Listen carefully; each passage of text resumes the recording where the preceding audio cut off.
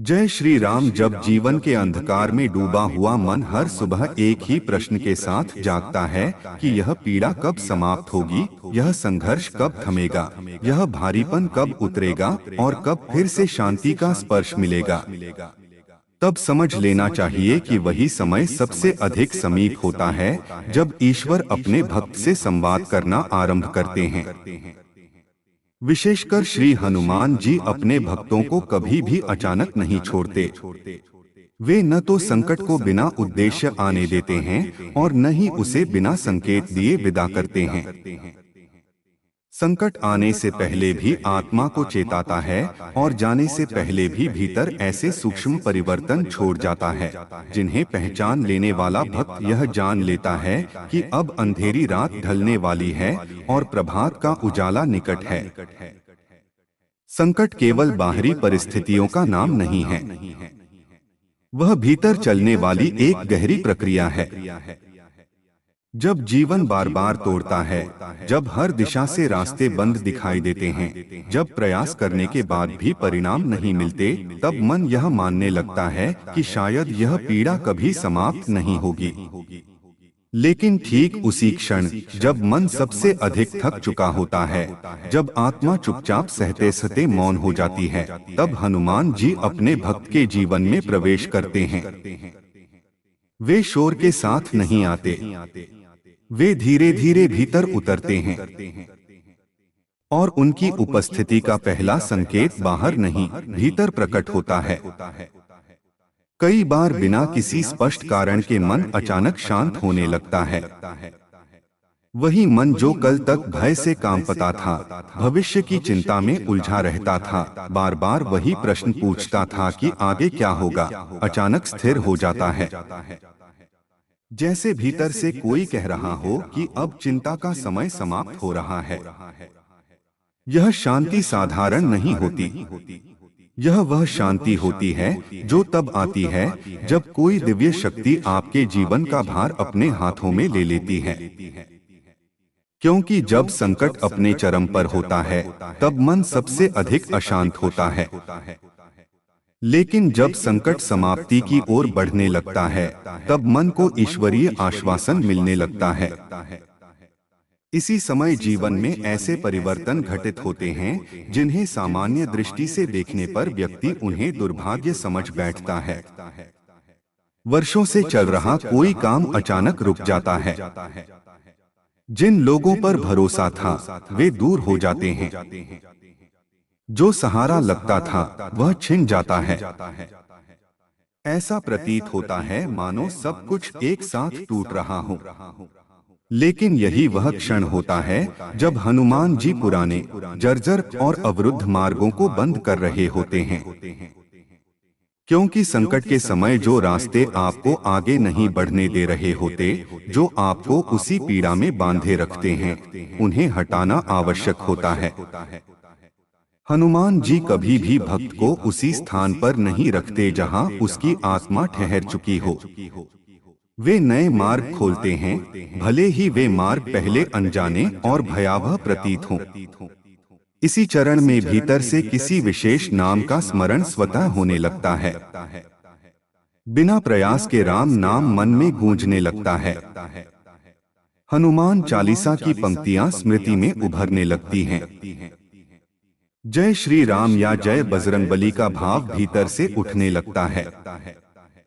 यह कोई संयोग नहीं होता, यह आत्मा को शक्ति देने की प्रक्रिया होती है।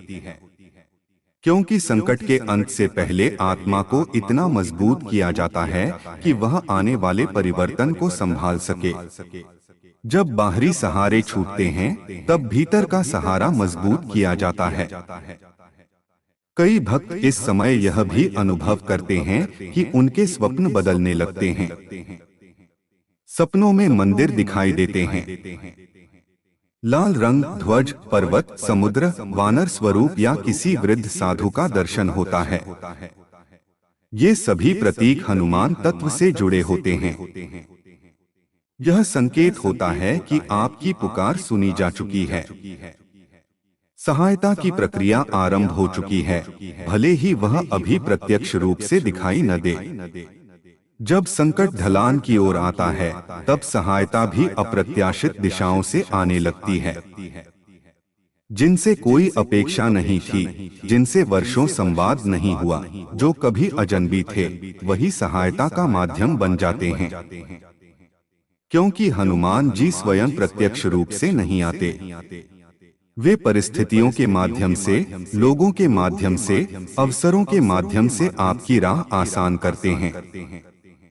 वे परोक्ष रूप से कार्य करते हैं, लेकिन उनका कार्य अत्यंत सटीक होता है। इसी समय भीतर से भय धीरे धीरे समाप्त होने लगता है।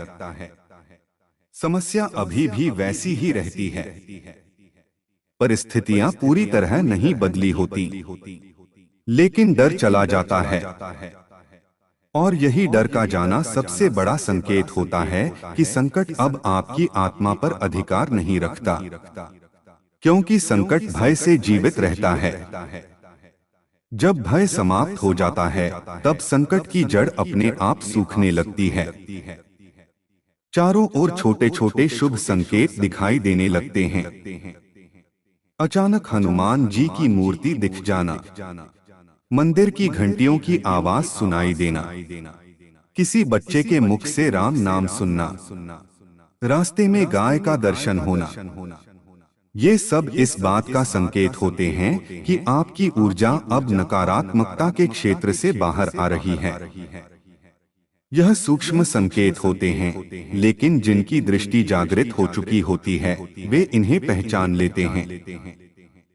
इसी चरण में प्रार्थना का स्वरूप भी बदल जाता है। पहले जहां प्रार्थना में शिकायत होती थी, प्रश्न होते थे, अब वहां समर्पण आने लगता है। आंसू आते हैं, लेकिन वे पीड़ा के नहीं होते, वे समर्पण के होते हैं। जब आप यह कह पाते हैं कि अब जो भी हो आपकी इच्छा से हो, उसी क्षण संकट का भार हल्का होने लगता है। क्योंकि हनुमान जी वही भार उठाते हैं जिसे भक्त सच्चे मन से उन्हें सौंप देता है। समय का अनुभव भी बदलने लगता है, दिन तेजी से बीतने लगते हैं।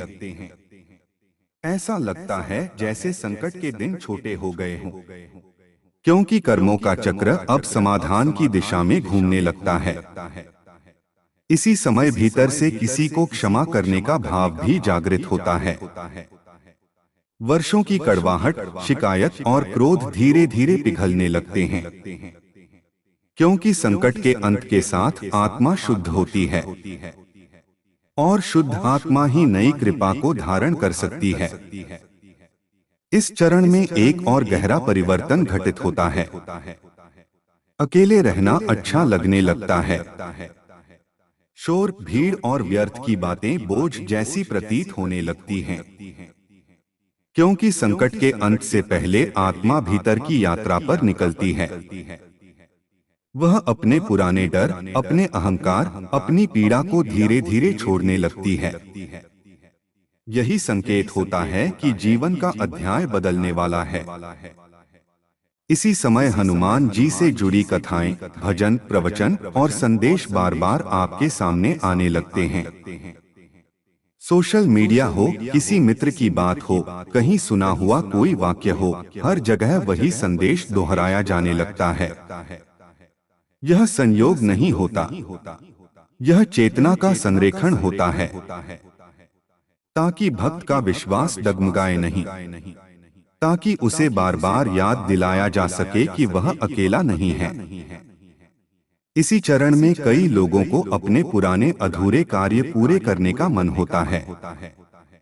वर्षों से टाले गए काम अचानक पूरे होने लगते हैं, जैसे कर्मों का बोझ हल्का किया जा रहा हो ताकि नई कृपा के लिए स्थान बन सके। कई भक्त यह भी अनुभव करते हैं कि उनके भीतर सेवा का भाव जागृत होने लगता है। बिना किसी स्वार्थ के किसी की सहायता करना, किसी भूखे को भोजन देना, किसी दुखी को सांत्वना देना, यह सब संकेत होते हैं कि आपकी ऊर्जा अब लेने वाली नहीं, देने वाली बन रही है। और देने वाली आत्मा पर संकट अधिक देर तक टिक नहीं सकता। इसी समय कुछ लोग अपने स्वास्थ्य में भी सूक्ष्म सुधार महसूस करते हैं। बीमारी पूरी तरह न भी गई हो, लेकिन भीतर से लड़ने की शक्ति लौट आती है। दवाइयों पर भरोसा बढ़ता है, शरीर साथ देने लगता है, क्योंकि जब संकट समाप्त होता है तब सबसे पहले प्राण शक्ति लौटती है। और हनुमान जी प्राण के देवता हैं। उनका प्रभाव सबसे पहले जीवन ऊर्जा पर पड़ता है।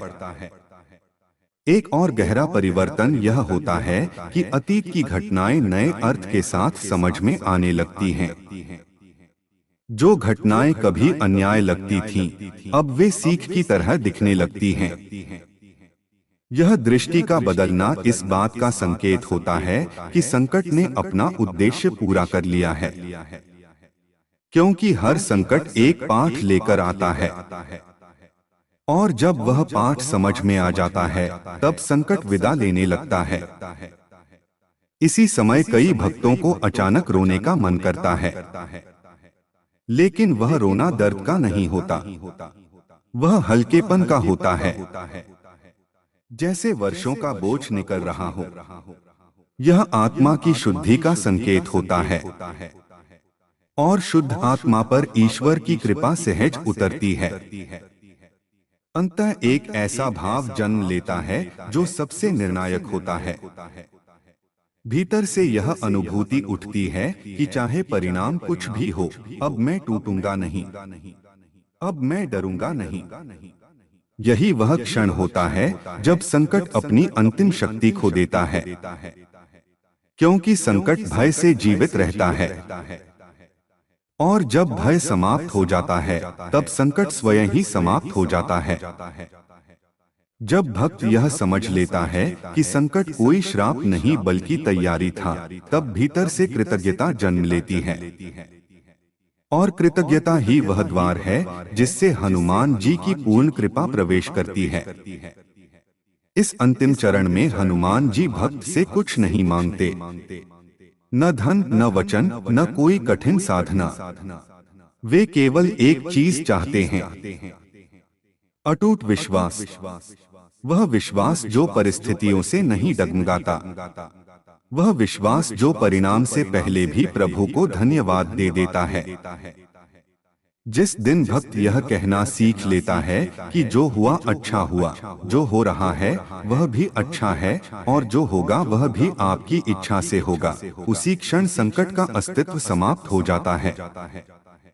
हो सकता है समाधान अगले ही दिन दिखाई दे, हो सकता है कुछ समय और लगे, लेकिन भीतर से जो विजय मिलती है वही सबसे बड़ी विजय होती है। और हनुमान जी उसी विजय को सुनिश्चित करने आते हैं।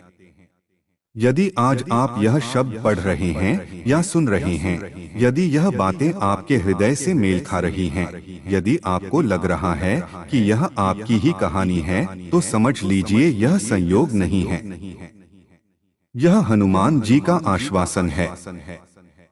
वे आपको यह विश्वास दिला रहे हैं कि आप अकेले नहीं हैं, आपकी पुकार सुनी जा चुकी है, संकट का अंत आरंभ हो चुका है, अब बस एक ही कार्य शेष है।